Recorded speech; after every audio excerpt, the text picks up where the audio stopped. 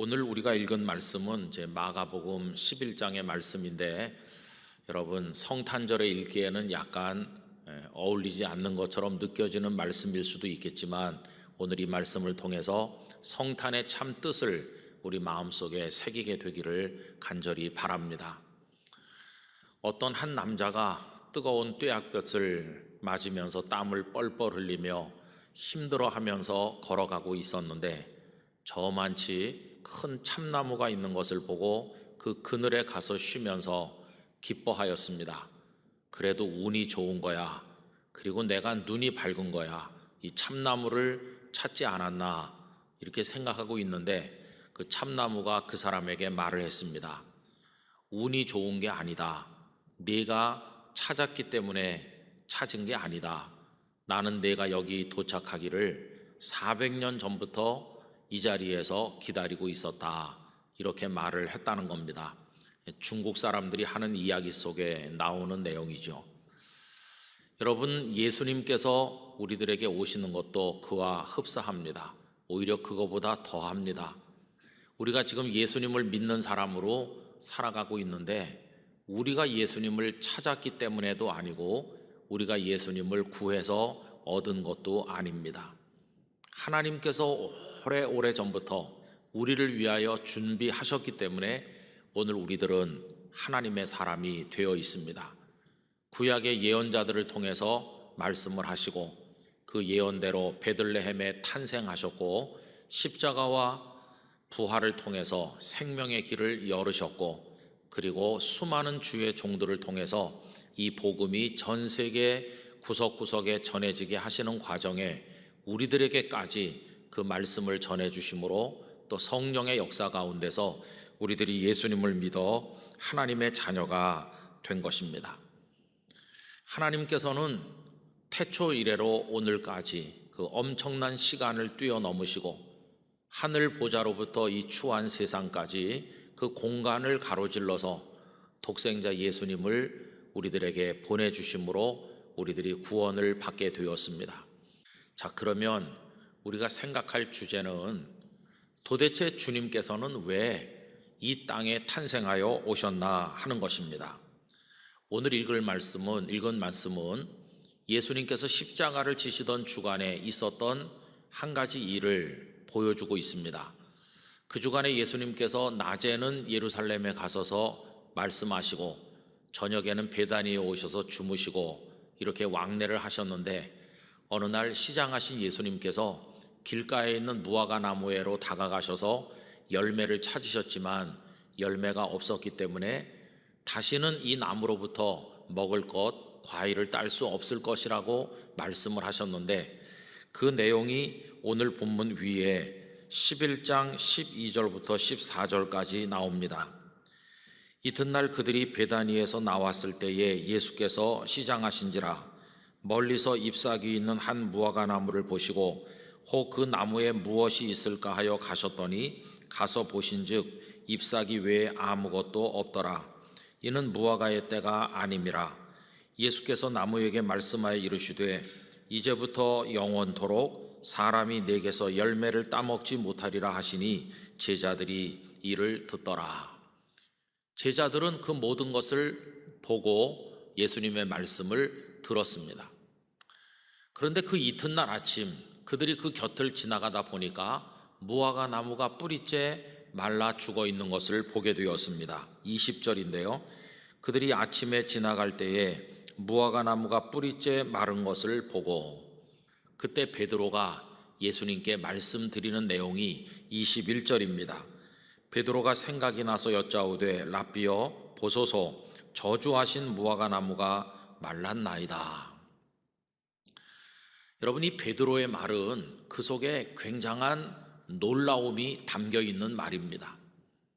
주님께서 이 나무에서 다시는 열매를 따지 못할 것이라고 말씀하셨는데, 이 나무가 지금 말라 죽었거든요. 수십 년 된 나무가 어떻게 말씀 한마디에 이렇게 금방 죽을 수가 있나, 이제 거기에 놀란 겁니다. 마태복음 21장 20절에 보면, 제자들이 보고 이상히 여겨 이르되 무화과 나무가 어찌하여 곧 말랐나이까. 이 제자들의 놀라움은 나무가 말랐다는 그 자체보다 말씀 한마디로 그 나무를 즉시 말라 죽게 만드시는 예수님의 능력, 그 능력에 대하여 그들이 놀란 것입니다. 여러분, 이 제자들의 놀라움은 즉시 그들의 마음속에 간절한 소원으로 바뀌게 되었습니다. 그 엄청난 능력, 말씀 한마디로 나무를 금방 마르게 만드시는 그 능력이 부럽다. 그 능력이 우리들에게도 있다면 하고 싶은 거 다 하면서 대단한 인생을 살 수 있을 텐데 그 능력을 가지고 싶다. 이런 소원이 그들 속에 생긴 겁니다. 그런데 여러분, 이런 소원이 어찌 제자들에게만 있는 것이겠습니까? 우리 모두의 마음속에 그러한 소원이 있지를 않습니까? 이런 제자들의 마음을 읽으신 예수님의 대답이 23절과 24절에 나오고 있습니다. 그 요지는 믿음으로 기도하면 그대로 될 거다 하는 게 요지입니다. 내가 진실로 너희에게 이르노니 누구든지 이 산더러 들리어 바다에 던져지라 하며 그 말하는 것이 이루어질 줄 믿고 마음에 의심하지 아니하면 그대로 되리라. 그러므로 내가 너희에게 말하노니 무엇이든지 기도하고 구하는 것은 받은 줄로 믿으라. 그리하면 너희에게 그대로 되리라 하셨습니다. 예수님께서는 두 가지를 말씀하셨죠. 믿음, 그리고 그 믿음으로 기도하라며 기도를 말씀하셨어요. 너희들도 믿고 기도를 하면 그대로 되리라, 그대로 되리라 두 번이나 반복해서 말씀하셨습니다. 여러분, 이 말씀을 듣는 제자들이 굉장히 흥분했을 것 같지 않습니까? 우리도 할 수 있다고 하신다. 우리도 믿기만 하면, 그 믿음으로 기도를 하기만 하면 그대로 된다고 하신다. 우리도 능력자가 되는 거야. 이런 흥분이 제자들 마음속에 일어났을 것이라고 생각이 됩니다. 여러분, 믿고 기도하면 그대로 된다고 하는 메시지는 우리 한국교회 강단에서 그동안 수도 없이 많이 설교되어 왔던 말씀이기도 합니다. 한국교회 성도들이 익숙하게 알기도 하고 좋아하기도 하는 말씀 아닙니까? 믿고 기도하면 그대로 된다. 그래서 우리가 많이 부르는 복음송과 찬양 가운데 이런 거 있죠. 할 수 있다 하시니는 나의 능력 주 하나님, 나를 바라보시고 능력 준다 하시네. 할 수 있다 하신 주, 할 수 있다 하신 주, 믿음만이 능력이라 하시네.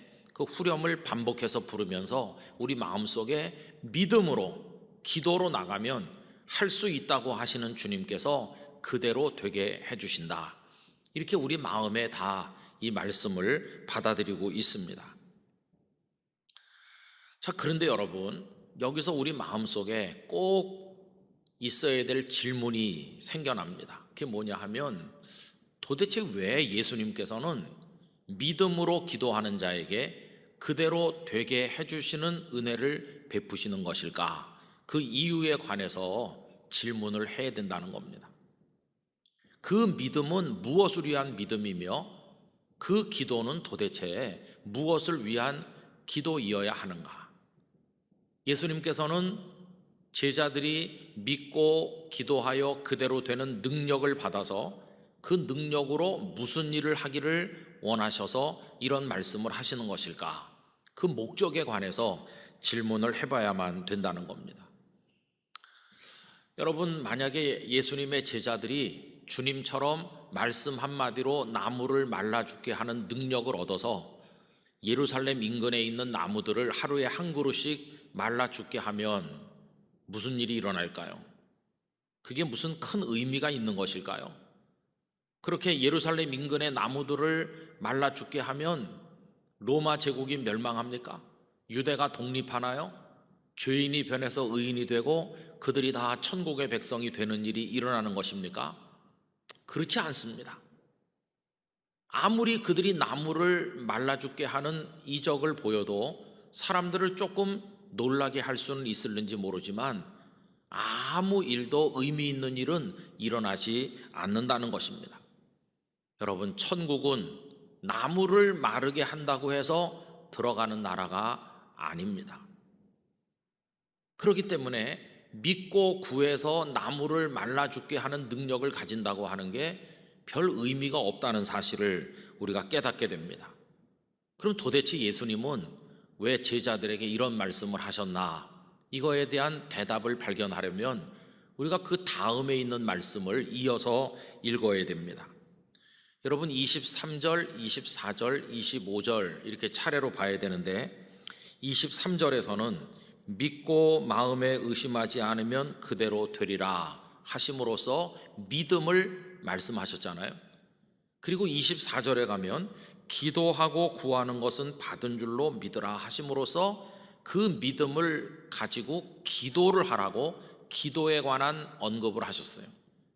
그런데 이제 그 25절에 가면 앞의 내용과는 조금 어울리지 않는 것 같은 결이 다른 말씀이 하나 언급되고 있는데, 그것은 용서라고 하는 것입니다. 25절 말씀을 읽어보겠습니다. 서서 기도할 때에 아무에게나 혐의가 있거든 용서하라. 그리하여야 하늘에 계신 너희 아버지께서도 너희 허물을 사하여 주시리라 하시니라. 23절에서는 믿음을, 24절에서는 기도를, 그런데 25절에 오면 그 기도를 드릴 때 용서해야 된다고 하는 말씀을 하고 있다는 것입니다. 23절과 24절을 말씀하실 때만 해도 제자들이 흥분되었을 것 같습니다. 그래, 믿으면 되는 거야, 기도하기만 하면 그대로 된다고 말씀하지 않느냐, 기쁨과 흥분이 있었겠죠. 그런데 25절을 이어서 말씀하시면서 용서하라고 말씀하실 때 조금 생뚱맞은 말씀이라고 그들이 느끼지 않았겠어요?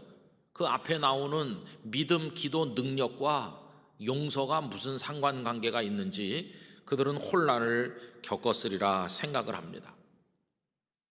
여러분, 여기서 우리는 두 가지 초점을 생각해야 됩니다. 하나는 기도할 때 중요한 것은 믿음인데, 믿음만 중요한 것이 아니라 기도할 때 반드시 수반되어야 될 것은 용서라는 사실을 깨닫게 됩니다. 그게 첫째입니다. 두 번째로는 용서하면서 기도해야 그 사람도 주님으로부터 허물의 용서를 받을 수 있다고 하는 게 그 두 번째 초점입니다.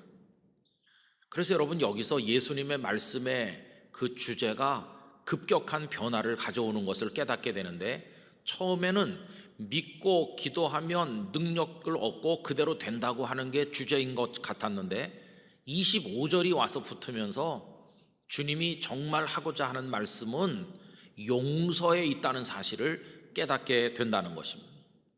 무엇을 위한 믿음인가? 용서하기 위한 믿음이고, 무엇을 위한 기도인가? 용서하기 위한 기도이고, 무엇을 위한 능력인가? 용서할 수 있는 능력이다. 주님께서 하시고자 하는 말씀의 핵심은 바로 25절에 있었다는 사실을 깨닫게 됩니다. 여러분, 예수님께서 베들레헴 마구간에 탄생하여 오신 목적이 뭡니까? 나무를 말라 죽게 하는 능력을 나눠주려고 오셨나요? 그게 아닙니다. 주님께서 이 땅에 오신 목적은 죄로 인해서 사망에 빠져 있는 이 불쌍한 인생들의 그 한복판에 오신 그 목적은 그 죄를 해결하여 주심으로 그들이 구원을 받아서 사망의 권세를 이기고 하나님의 나라 백성이 되게 하시려는 것이 탄생하신 예수님의 목적 아닙니까? 그래서 초점이 용서, 죄의 해결, 구원, 거기에 맞춰져 있어야만 된다는 것입니다. 그러므로 이렇게 우리는 정리할 수 있습니다. 가장 위대한 믿음은 주님께서 우리의 죄를 용서하시는 구원자이심을 믿는 믿음, 바로 그것입니다. 가장 위대한 기도는 주여, 저희들은 죄인입니다. 저희에게 용서의 자비를 베푸셔서 구원하여 주시옵소서 하는 회개의 기도가 최고의 기도입니다. 그리고 가장 위대한 능력은 주님, 제가 저 사람을 용서할 수 있도록 하셔서 용서합니다. 그러니 저의 허물도 용서하여 주시옵소서라고 함으로써 용서하고 용서받고 사랑하고 사랑받을 수 있는 그 능력, 그게 바로 모든 능력 가운데 으뜸이라는 것을 깨닫게 됩니다. 여러분, 용서를 하고 용서받는 것은 동전의 양면과 같은 것이고 동일선상에 있는 겁니다. 이걸 뒷받침하는 이야기가 마태복음 18장 21절 이하에 나오는 용서할 줄 모르는 종의 비유 아니겠습니까? 어떤 종이 주인에게 1만 달란트라고 하는 가늠하기조차 힘든 엄청난 빚을 졌는데 주인이 그를 긍휼히 여겨서 용서하고 탕감해 줍니다. 그런데 아직 완전히 탕감받은 게 아닙니다. 이 사람이 기쁨으로 나가다가 자신에게 100데나리온을 빚진 동료를 만났는데 용서하지 않을 때 주인은 다시 그 악한 사람을 감옥에 가둔다는 말씀을 예수님께서 하지 않았습니까? 용서해주고 용서받는 게 같은 선상에 있는 얘기고, 탕감해주고 탕감받는 게 서로 다른 얘기가 아니라 하나가 된다는 사실을 깨닫게 되는 것이죠. 바로 그 주제 때문에 예수님께서는 이 땅에 탄생하여서 오신 것입니다. 그런데 우리 한국 교회 문제는 뭐냐 하면, 예수님께서 이 땅에 오셨다고 떠들썩하게 축제를 열고 환영은 하지만 왜 오셨는가에 대한 그 목적을 깊이 생각하지 못한 혹은 오해한 것이 우리들의 문제입니다. 여러분, 그동안 한국 교회는 얼마나 믿음을 강조했습니까? 믿음으로 드리는 기도 얼마나 강조했습니까? 그래서 그대로 되는 축복, 그 능력, 그걸 얼마나 많이 설교해 왔습니까? 그리고 너무나 익숙하지 않습니까? 그런데 왜 이 땅에 오셨나 하는 거에 대해서는 심각한 생각을 해보지 않았습니다. 그저 주님이 오셔서 믿고 기도하는 자에게 그대로 되게 해주시는 능력을 주신다고 하니까 거기 열광하였습니다. 무엇을 위한 믿음이고 무엇을 위한 기도고 무엇을 위한 능력인지를 생각하지 않다 보니까 전부 자기 욕심에다가 연결해서 생각했습니다. 믿고 기도하면 능력을 받고 그대로 되면 내가 원하는 게 이루어진다. 목회자는 교회가 성장을 해서 유명한 목사가 되고 성도들은 부자가 되고 자식들이 잘 되고 성공하고 출세한다. 이렇게 다 연결해가지고 생각을 하였습니다. 그리고 교회 안에는 나무를 말라 죽게 하는 능력을 사모하는 사람들이 차고 넘치게 되었고, 종종 그런 능력을 가진 것처럼 보이는 사람들이 있어서 부러움의 대상이 되기도 하였습니다. 그런데 여러분, 참 마음 아픈 사실은 믿음도 있는 것 같고 기도도 믿음으로 드리는 것 같고 그래서 그대로 되는 복도 받고 능력도 있는 것 같은 사람들이 25절에 대해서 모른다고 하는 게 참 마음이 아픈 것입니다. 그런 은혜를 복을 받았다고 하는 사람들이 절대로 다른 사람을 용서하지 않는 것을 볼 때, 믿음의 기도를 드린다고 하면서 용서하지 않을 때 우리는 괴물 같은 기독교를 발견하게 된 것입니다. 믿음과 능력이 있다고 하면서 나무를 말라 죽게 하는 자신들의 능력을 뽐내는 사람들은 형제 자매까지 말라 죽게 하려고 열을 올리는 게 아닌가 생각을 해봅니다. 그래서 가짜 기독교가 등장한 것입니다. 믿음을 자랑하지만 사랑이 없고, 능력을 자랑하지만 용서도 없고, 그리고 하나님의 축복을 자랑하지만 구원받지 못하는 이상한 기독교, 가짜 기독교가 등장을 하게 된 것입니다. 여러분, 믿고 기도해서 뭔가를 이루겠다고 하는 생각은 기독교만의 생각이 아닙니다. 모든 종교적인 동기가 있는, 그것이 샤머니즘이든지 그게 우상숭배든지 다 거기 믿고 부르짖어서 뭔가를 얻겠다고 하는 게 다 있습니다. 모든 종교에는. 그런 우상숭배적 신앙행위와 예수님을 믿는 것이 어떻게 구별될 수 있습니까? 예수님을 신앙하는 것에는 없는 게 있습니다. 그게 바로 용서하고 용서받고 사랑하고 사랑받으며 그래서 죄의 문제를 해결하여 하나님의 나라 백성이 되는 거, 그거는 예수님을 신앙하는 데만 있는 것입니다. 여러분, 그 역사가 일어날 때 세상의 권력, 과학, 세상의 지식, 돈의 힘으로 그 무엇으로도 해결하지 못했던 죄가 해결됩니다. 죄가 해결되어야 죄로 인해서 왔던 죽음이 해결됩니다. 죽음이 해결되는 곳에서 영원한 생명이 주어지는 것이고, 거기서 생명의 나라, 하나님의 나라가 열리게 되는 것입니다. 예수님께서 이 땅에 왜 오셨나? 그 죄를 해결하고 그 죽음을 해결하고 생명을 주시기 위해서 예수님이 이 땅에 오셨고 십자가를 지신 게 아닙니까? 그래서 우리는 믿음과 기도와 그대로 되는 축복과 능력만 생각하면 안 되고, 그 믿음이, 그리고 그 기도가, 그 능력이 결국은 용서하고 용서받는 죄를 해결하고 영원한 생명을 얻는 대로 이어지게 하시려고 오셨다는 그 주님의 뜻을 결코 잊어서는 안 될 것입니다. 거기가 바로 하나님의 나라가 시작되는 곳이고, 주님은 우리를 그 나라로 부르시기 위하여 오신 것입니다. 여러분, 오늘 우리가 25절까지 읽었는데 성경에 보면 26절이 있습니다. 그런데 없음이라고 되어 있죠.